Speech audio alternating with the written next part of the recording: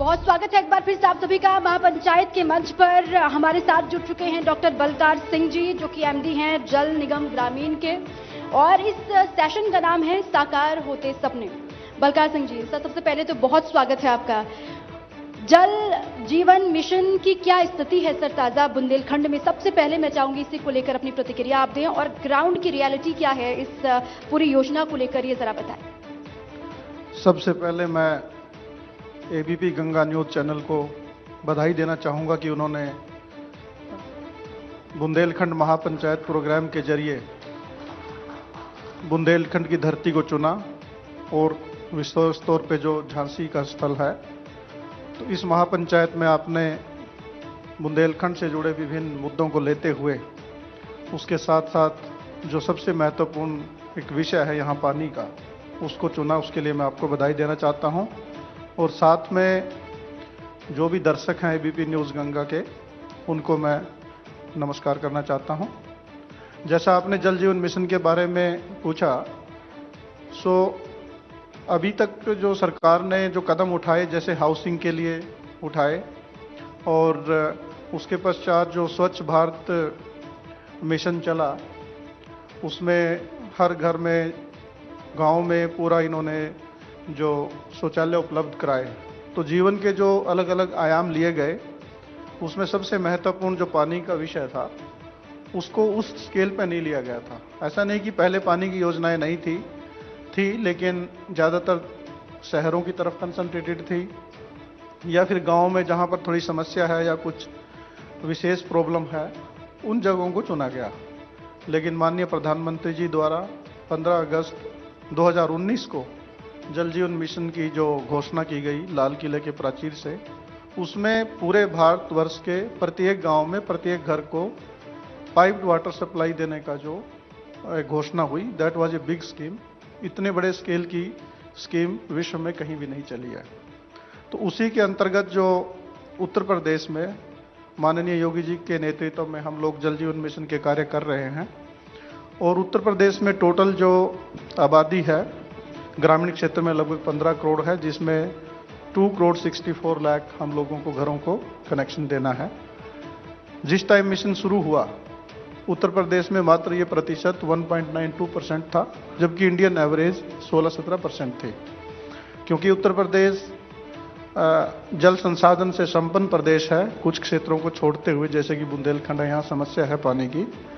तो यहाँ पर पाइप्ड वाटर सप्लाई की बजाय हैंडपंप से पानी देने का टारगेट रहता था। उसमें पूरी तरह से संतृप्त था पूरा प्रदेश।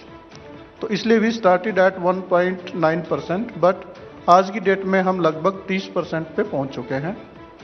और हमारी जो प्रगति है, पूरे देश में डिस्ट्रिक्ट्स को डिवाइड किया गया है। 1 स्टार डिस्ट्रिक्ट्स, जिसमें 0 से 25% तक रहता है।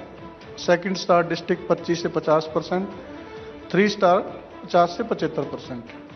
इन सभी में, सभी कैटेगरी में उत्तर प्रदेश के ही जिले आते हैं। 1-2 जिला किसी अन्य प्रांत से आ जा रहा है। तो बहुत ही प्रगति से हमारा प्रदेश इसमें काम कर रहा है। और सर ये आखिरी तारीख, क्योंकि बस एक समय सीमा तय की गई है, हमने पहले आपको सुना था, आप क्योंकि बहुत एक्टिव रहते हैं, अलग अलग हिस्सों में जाते हैं, देखते हैं वहाँ के लोगों की समस्याओं को, वहाँ लोगों को जाकर के आप जागरूक करते हैं।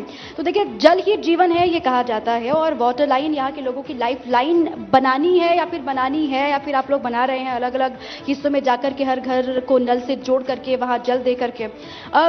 डेटा सर आपके पास कोई हो कि कब तक आप इसको पूरा कर पाएंगे, इस पूरे मिशन को, और हर घर को नल मिल जाएगा, इस तारीख को आप ही बता दें। जैसे कि जल जीवन मिशन के अंतर्गत पूरे देश की जो एक टाइमलाइन है, वो दिसंबर 2024 तक है, और दिसंबर 2024 तक हमको पूरे प्रदेश को भी पूरा करना है। और उसी में जो बुंदेलखंड में, क्योंकि पानी की समस्या शुरू से रही है, जैसे कि आप अवगत ही हैं कि लोगों को मीलों तक यहाँ, विशेष करके जो महिलाएं और बच्चियां हैं, उनको पानी लेने जाना पड़ता था। तो इसीलिए प्रदेश सरकार ने सबसे पहले बुंदेलखंड और विंध्याचल क्षेत्र को चुना, क्योंकि यहाँ पर भूमिगत जो पानी है, अंडरग्राउंड वाटर है जो, उसकी कमी है। इसलिए इसको सरफेस वाटर से दिया जाता है। या तो हम नदी लेते हैं, उपलब्ध जो भी सोर्स है पानी का, या फिर जो रिजर्वायर है, यहाँ पर परीक्षा डैम है या अन्य जो भी नदी है लोकल, जहाँ पर भी उपलब्धता है जल की, उससे लिया जाता है। और उसके लिए सबसे पहले हम इनटेक वेल बनाते हैं, उसमें रिजर्वायर में या रिवर में, फिर वाटर ट्रीटमेंट प्लांट होता है। और they are the big schemes. एक एक स्कीम हमारी, जैसे खटार में आप देखें, बांदा में 354 गाँव की एक स्कीम से पानी जा रहा है, मतलब इंडिया की ये सबसे बड़ी स्कीम्स में है। तो इस स्कीम के लिए जो एक जेस्टेशन पीरियड होता है हर एक स्कीम का, लगभग 2-2.5 साल लगते हैं करने में काम।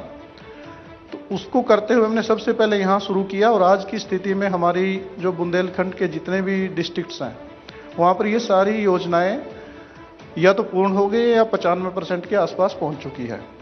जहाँ पूरी नहीं हुई है वहाँ पर मेन जो हमारे वर्क हैं जिसमें टाइम लगता है वो कंप्लीट हैं, लेकिन आगे घरों तक कनेक्शन देने में जो काम है तेज़ी से चल रहा है। तो हमारा यहाँ पर मार्च तक बुंदेलखंड का इसको कंप्लीट करने का टारगेट है।